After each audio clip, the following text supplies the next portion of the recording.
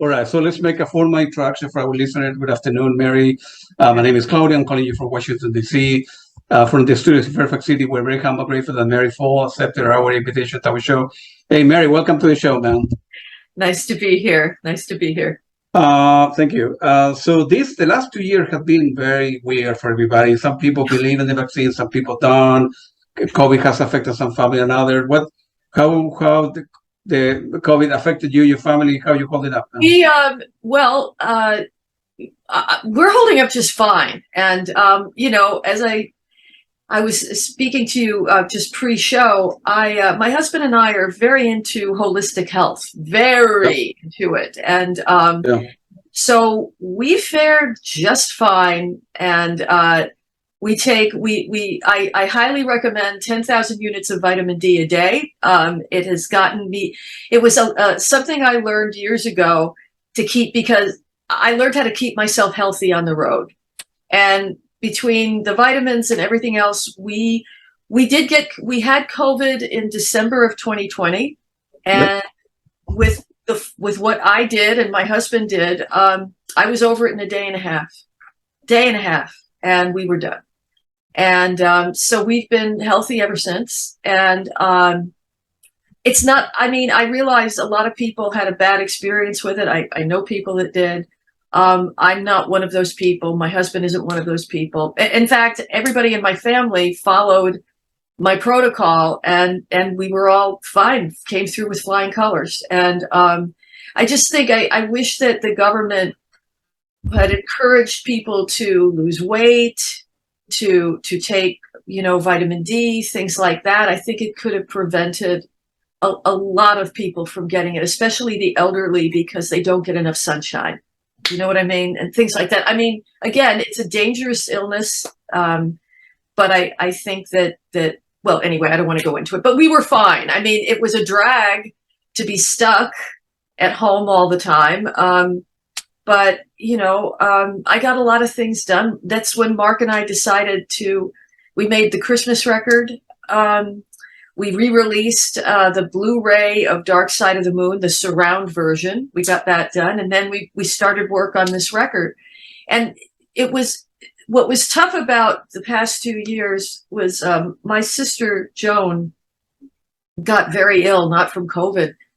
She had a very aggressive form of ALS that was horrible. It was horrible to watch this woman who burst into every room, just within the space of about a year and a half, go from that to not being able to speak or walk, or it was awful. And she died last year, and my mother died the same year. So it was that, but just of old age. My mother was very old, but so that was really hard to lose those two women who were like the most important women in my life. And so I was feeling like, where is my home now? Where's the place? I have my husband, but where is that place where you go for Christmas and you go for Thanksgiving, and all of that just was gone, just gone.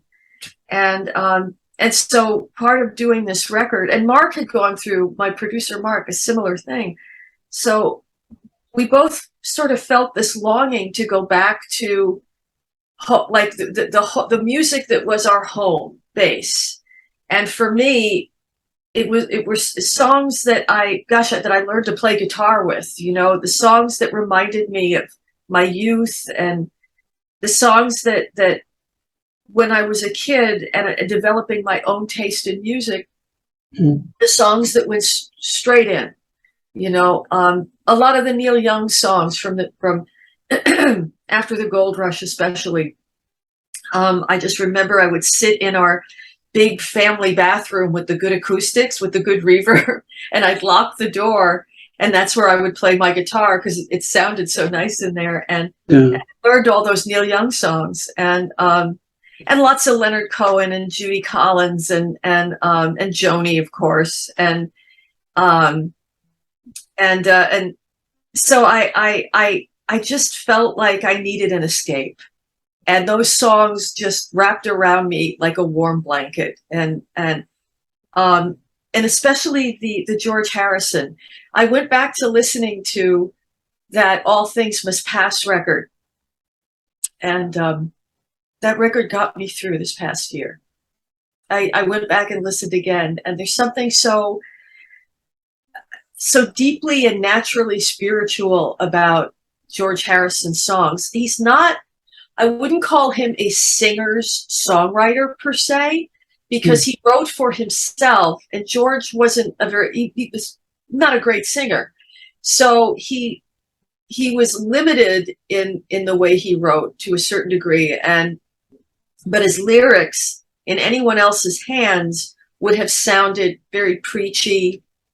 But because it was George, and because he lived it and really, really believed it, those songs have always given me comfort, especially the one I recorded, Beware of Darkness. That song, those lyrics have stayed with me since I was a kid. They're like a wise old uncle's advice, basically. And so yeah, every song on that record has a meaning for me. And again, I know I have to get back to writing again, but I wasn't in the mood I was in too dark a place to write a song. I felt the last thing the world needed was, another dark song from a dark place. In fact, what I felt the world needed was something that would bring joy and escape. And so that's what I hope to accomplish. That was a very good answer. Let's go back to the beginning. Were you born like in a musical family? No. A musical family. How old were you when you began perhaps taking piano lessons? I performed when I was a little kid. My father used to put me up on the table when I was really little and make me sing for people. And but I could always sing. That's what I did. And I had siblings that were much older than me. I had siblings that were teenagers when I was a very little kid. Yeah. And so I had access to all their record collections. And, my sister had all the great female singers of the 60s, like Petula Clark.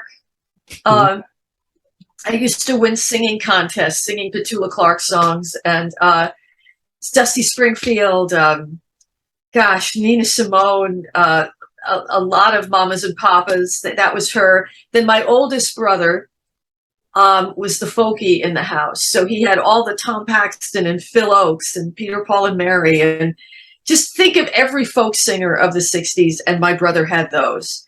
And then my other brother sort of was the rock and roll prog guy, Moody Blues and Pink Floyd. So all of that was being played in the house all the time. And I think I was privileged to get all of that soup in there. And then I liked a lot of, as a little kid, I liked a lot of show music, old Broadway music. I used to go down to the library where we could take out records. And I loved, when I was a little kid, I loved the cast album from South Pacific.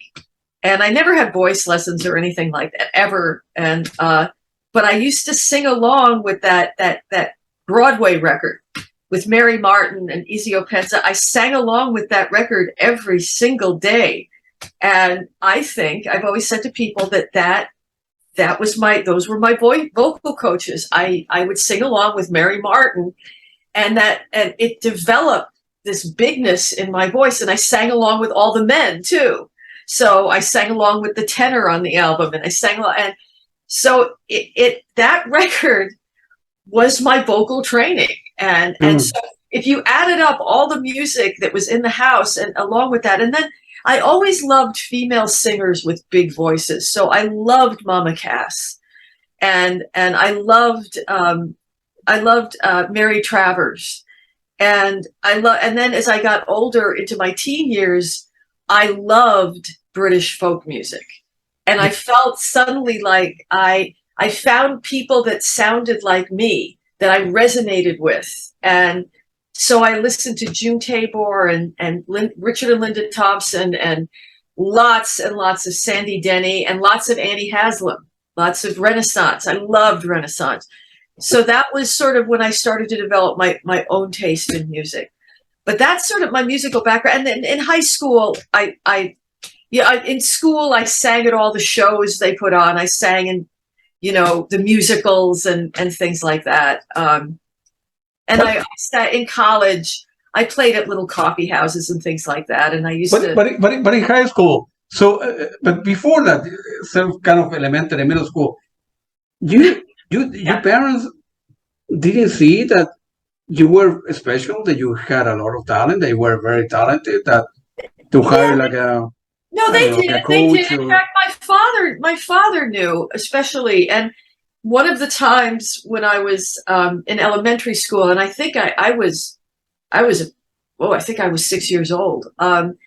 It was they had the General Motors, the car company, the General Motors choir used to go around and sing at various places, and they came to perform at our church, and we had a big auditorium, so they performed there. And after the show, I guess they were all hanging around, and my father did that thing where he put me up on the table and he made me sing for them.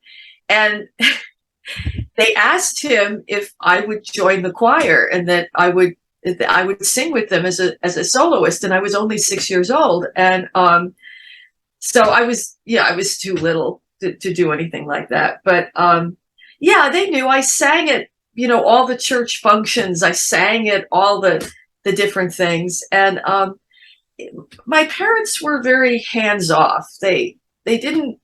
We had to be very self-motivated in my family. If you wanted to do something, they didn't stop you. If I went and said, "Oh, can I have guitar lessons? Can you get me a guitar? They would do it, but they didn't push any of us in any particular direction. And in a funny way, I think that might have been good for me, because it served me well learning to be self-motivated. It did. It served me well. And, as I said earlier, my family doesn't particularly like my music. They just don't. My brother is a Nashville kind of a guy. That's what he listens to. And they just don't like it. So I had, again, it doesn't bother me when people don't like my music. I'm an acquired taste. And it was a good training for me, not to take criticism personally. yeah. Well, you need to be strong that because it's. You do. I mean, You have to have a tough hide to be in this business. I mean, yeah. a really tough hide. And this business is not for sissies, not at all. And you will get, they have 1,000 ways of saying no.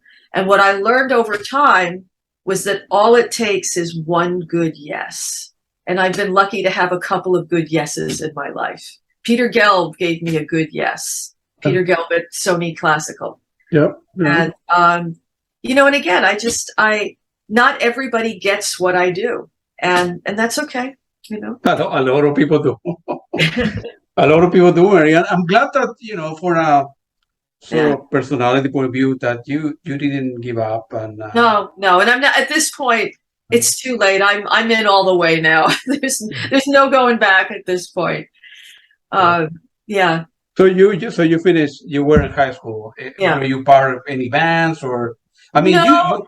I suppose you needed to take a decision, make a decision. Say, well, I'm 18 years old. Well, here's what I can did. go to college. Well, no. I'll tell you what I did. My first year in college, I wanted to be an actress, and I got into the NYU program, the theater program there, and it just wasn't for me. I didn't like it. First of all, I didn't feel that in that program I was getting a good academic education. I felt it wasn't that I was so smart, it was that NYU was so easy. And it was just easy for me to study the night before and get A's. And again, it's not because I'm so smart, it's because it was too easy. And Okay. so I felt like I was I just didn't feel that the actors there, I felt like these people are not my tribe. These are not my people. When I work with musicians, I know these are my people. These are the people I belong with. This is my tribe.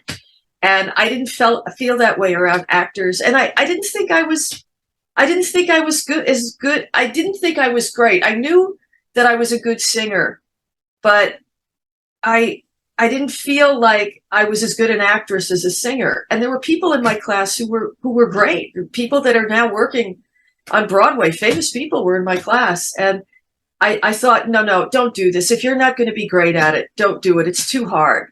It's too much of a struggle. So I left and I applied to McGill University in Montreal and I got in and I went there and I got a phenomenal education there. And it was challenging. That was the challenging academic program that I was looking for. That you didn't study the night before and get an A at McGill. You had to work hard, and I did, and I loved it. I liked sort of the international flavor of the city. I met kids from all over the world there, and I loved the fact that it had that sort of it's a French city. I had never been anywhere like that before. And those were some of the happiest years of my life there. I loved it. And as I say, I got a first-rate education and it was a fraction of what NYU cost my parents. I think I paid $800 a year for my tuition, $800 a year. And so anyway, that's what I did. But I left acting and I sang up in Montreal, but little coffee houses. And I always sang in the stairwell of my dorm. I used to go in there and bring my guitar and people would come and sit on the stairs and listen. And then when I got out of school, it's just, as I say, I moved to New York and just surviving there is overwhelming. If you don't have help, my parents their attitude was, you're on your own now. We're not going to help you. Do whatever you're going to do. So it was tough. It was very hard. I wish things had been a little bit easier. But in any case, by the time, I met Julie and Emil, we were all in the same boat, basically, and just pooled our talents, and the rest is history. So before we go there, so you end up going to Europe with your sister for like a year and a half, right? Yes, when I got out of McGill and Annie I worked for 2 years, then she got out of school. And then when she got out, we traveled. I had never had a chance to do that. And I did. I went to Europe and we were there for a while. And oh gosh, we were in Portugal, which I loved. We spent a lot of time in Holland. Yeah. And it's something you should do when you're young and you can Absolutely. do it. Yeah. You have to. And we had many adventures and then it was time to come home. I had to come home and face the music, as they say. Yeah. And the music at the time when you came back, music wasn't part of your life yet, right? So you knew you had a voice, singing here and there, make a little bit of money on coffee shops. I knew I had to do it. I just didn't know where to start. And as I said, I didn't write at the time, and I just didn't think that was a possibility. So I didn't. And anyway, so I told you what happened. I think I mentioned it in the pre-show that then I applied to Columbia University's post-grad pre-med, and I got in. And just as I was about to attend that, I met Julie, and she introduced me to Emil, and the rest is history. Yeah, and so that was fate. I will say that was fate, and yeah. And you guys did 2 records. This is the first one, right? So yeah, it's if you can see it, there it is. Yeah, it's unbelievable, this record. I mean, how long did it take to put it together? And then, well, we played in New York for we got signed in about 2 years. Yeah. From the start of playing around, at little places all around New York, and the places got bigger, bigger and we developed a following, and then record companies began to come down and scout. And, you know, we were courted by a few labels. A&M was one that kept coming down. And then finally we got signed by Epic. So then we were signed in the fall of 92, but then we started making the record in 93. We right after Christmas, right after the New Year's, actually, we went down to Nashville and we worked with Glenn Rosenstein down there. And I remember I drove down with him to Nashville because Glenn didn't want to fly. So we all had to drive in a caravan together. And I remember he played in the car going down, he played Duran Duran, Ordinary World, you know. Oh, yeah, of course. I finally make my way. And he said, that's my inspiration for what I'm going to do with you guys. And I love that song. I love that song. And that's what he did. And he was a great producer for us. I think he really got it. And he gave us a unique sound. He got the soaring quality of the music and the sort of haunting quality of it. And he brought in musicians from Nashville. He brought in Kenny Greenberg to play on guitar, and we had Chad Cromwell on drums. Just great guys from Nashville. And we worked at these old studios there. And he was like a camp counselor with us too, because he knew that this was our first record and how excited we were to be there. And it was just a thrill. And so he would take us around to all the watering holes where all the big stars would go and in Nashville. And I remember the first lunch that we were there, he introduced me to the guy who had played keyboards for Patsy Cline. And I was, oh my God, this is so exciting. And he gave us a unique sound. And he was a very domineering personality, which was very good for us because I used to laugh and say he was like Tito and we were like Yugoslavia. Okay, just a lot of different factions. Yeah. And we needed a dictator who just would take over. And that's what he was. And he did a great job. And I think that record stands the test of time. And I think it was just, the songs were great. I think we really honed a unique sound with beautiful harmonies and passionate lyrics and soaring melodies. And I think I brought a unique sound as well. So the whole combination was great. And I think on the second record, I think we should have stayed with the producer that we had. I think it was a good record, but I think that we lost some of the uniqueness. I think that we sounded like a lot of other bands on the second record. There was something, that haunting quality wasn't as present. It's a good record. It's not my favorite record. And I'm not terribly fond of a lot of the songs on that record. I love Deep As You Go. I like Adam and Eve and Falling Farther In. And that's about it. I never sing the other songs on that record. So, what was the chemistry of all of you for the second album? It's like a boyfriend girlfriend relationship that is been growing apart, and it was very hard for me, and it was I just went in with a focus and knew I had to get the job done. But it wasn't fun. It wasn't fun at all. And it was that was not a happy time of my life. But I did my job and I got it done. And we toured some again, but we didn't have, according to the label, they didn't feel we had a hit on the second record. I disagree. I think Deep As You Go would have been a great radio song, but they didn't feel that way. And so you just feel them pulling away, and I always say, before we would go out on the road, when we were doing well there, they'd always send these big giant bouquets before they were like big sprays.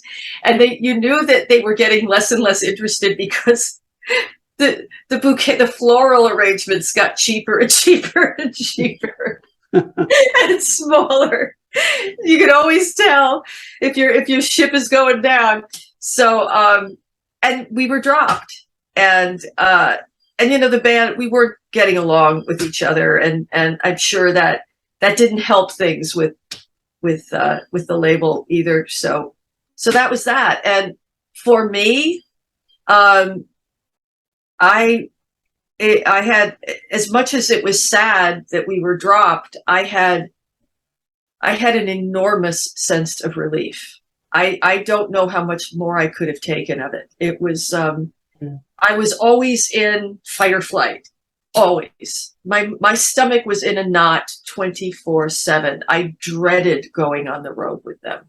It was dread, pure dread. And I used to be sick. I'm never sick now. I used to be sick all the time from the stress, and it would have killed me. If I had stayed, it would have killed me. And I just, I lived in dread, and it was such a relief when it was over.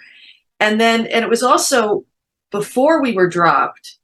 I mean, I was told in no uncertain terms that, in a very, very condescending way, very patronizing, condescending way, that I would never write, never be allowed, not even ever in the future, not ever, not allowed to collaborate, not anything, and that no one took me seriously, that I could never have a band of my own, that I was too stupid to have a band of my own, that I was too.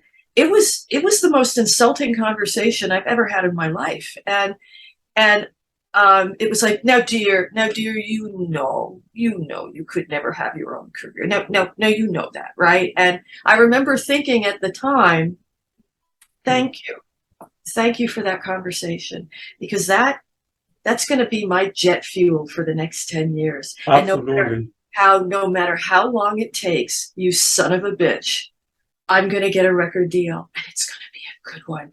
And it did. It was the jet fuel. It was the greatest gift I've ever been given, because, when you get turned down a lot, you get a lot of no's. You have to have that fortitude to keep on going no matter what. And that gave me the fortitude. And so we broke up sometime in 96-ish.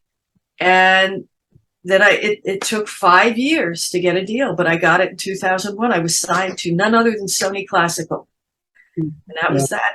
And before that, I learned how to write. It was scary because the bar had been set so high with October Project. They were very good songwriters, and so I learned after. It took me a couple of years, and I figured it out, and I started writing good songs, and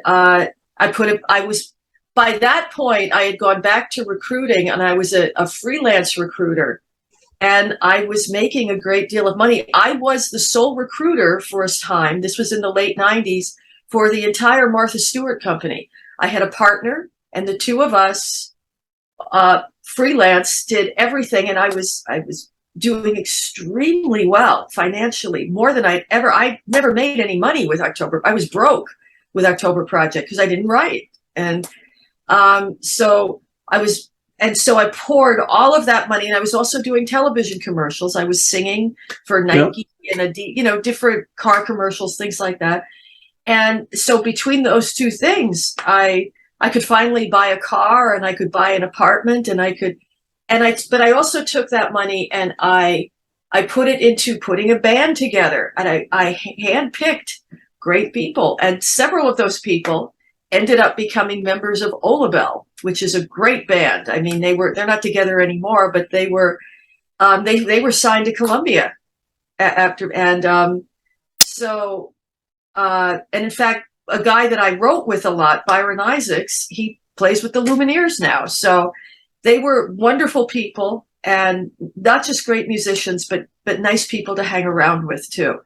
And I made a decision after October Project that I would never, ever, ever put myself in that situation again.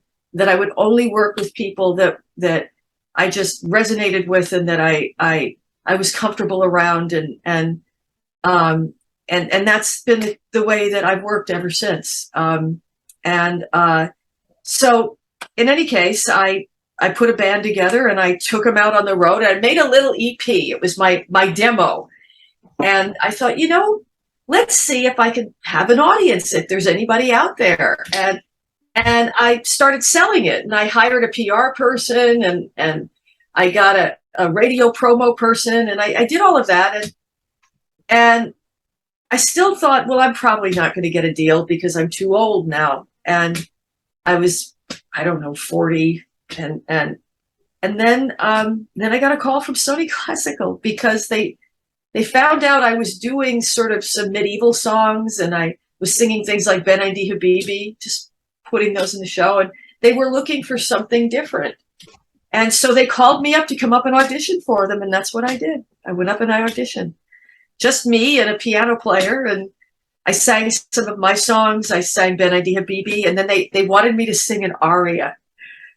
And I explained to them that I wasn't Renee Fleming. I wasn't a trained opera singer, but they said they knew that, but they wanted me to do it anyway. And so I sang Nessun Dorma for them. And they told me afterwards, Peter Gelb told me that that's what closed the deal for him. And the funny thing is, I will tell you, I don't think I've told this story very often, but the really odd thing was, when I told you those lost years of my 20s? Yeah. I had a job in Manhattan, and it was one of my first jobs, and I wasn't making much money, and I had an awful apartment in Brooklyn, just awful, just a dump. And my air conditioning was broken, and it was a really swelteringly hot summer. And so to get myself cooled down when I would come home at night, I would fill up this bathtub, this grimy old bathtub, with cold water. And I would get into the tub, and to get my mind off the heat, I would sing Pavarotti songs. I had this one Pavarotti disc, and it had the greatest hits. And I would sing all of these songs, and I thought I would learn. I taught myself all of these Pavarotti arias.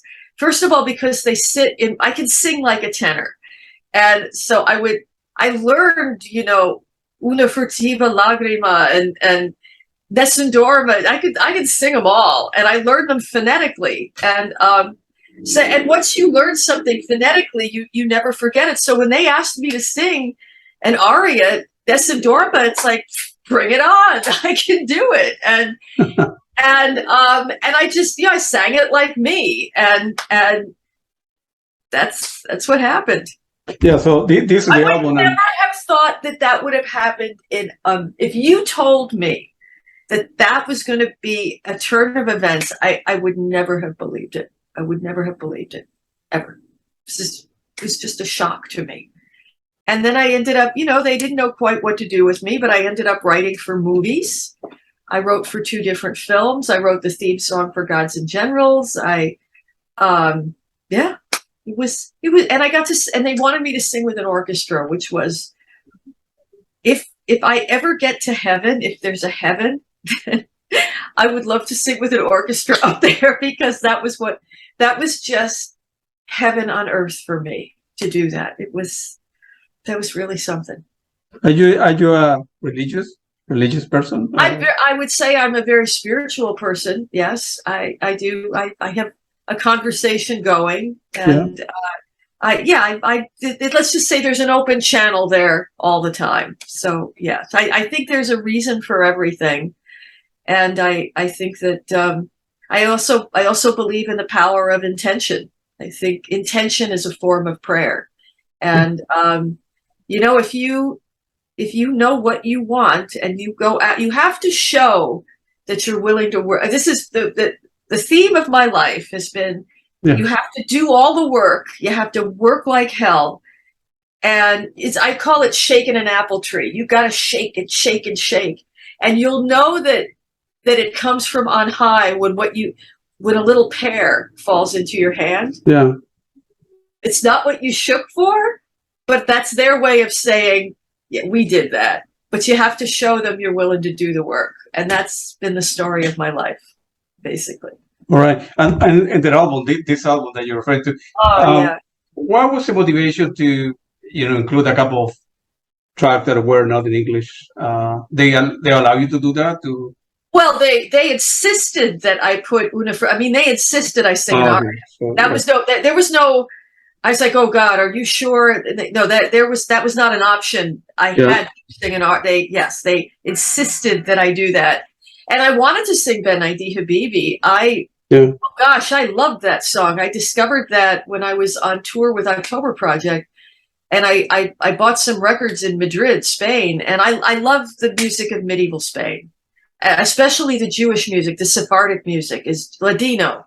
Oh my God. It's so sensual. And so I came home and I discovered that song. And I remember when I broached October Project about maybe us doing something like that. And they thought it was stupid and they made fun of me. And so, but I ended up doing it on Sony Classical and we had great musicians on that. That was really, really fun. We had an incredible percussionist, Iki Levy from Israel, play on that.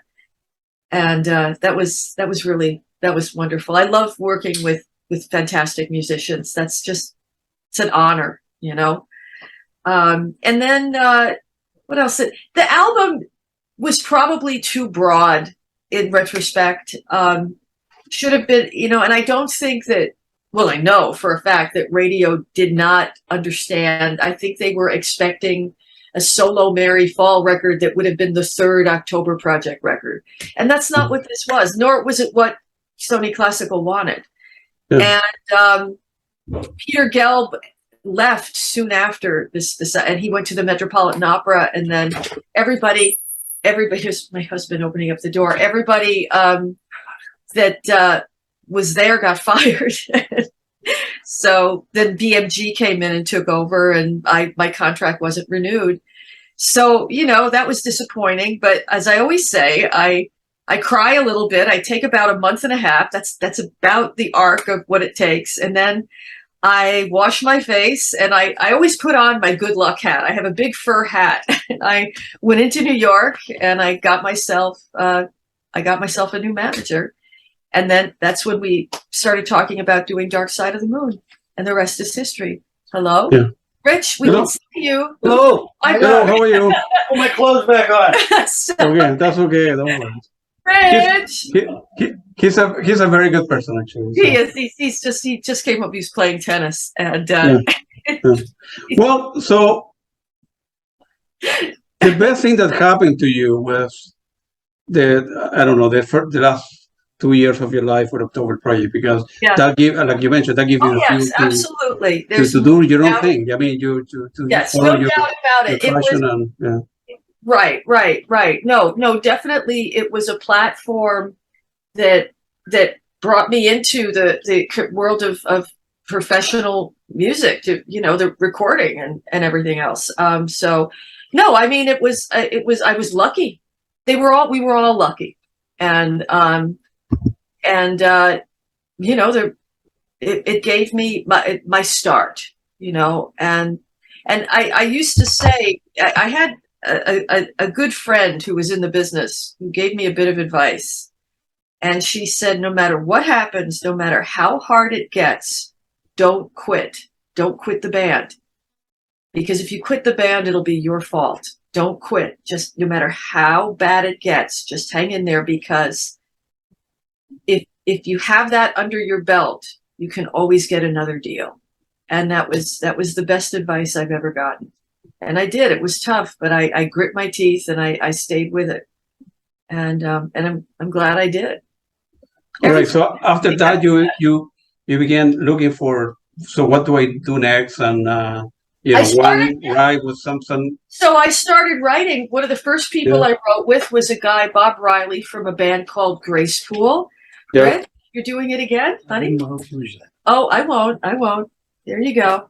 And a band called Grace Pool. And that was great. And Bob had a studio in New York. And so we wrote together. We did some demos. And a lot of the songs ended up on the Sony Classical record, Raging Yeah. Child, Paolo. And then I started writing with Ramsey McLean,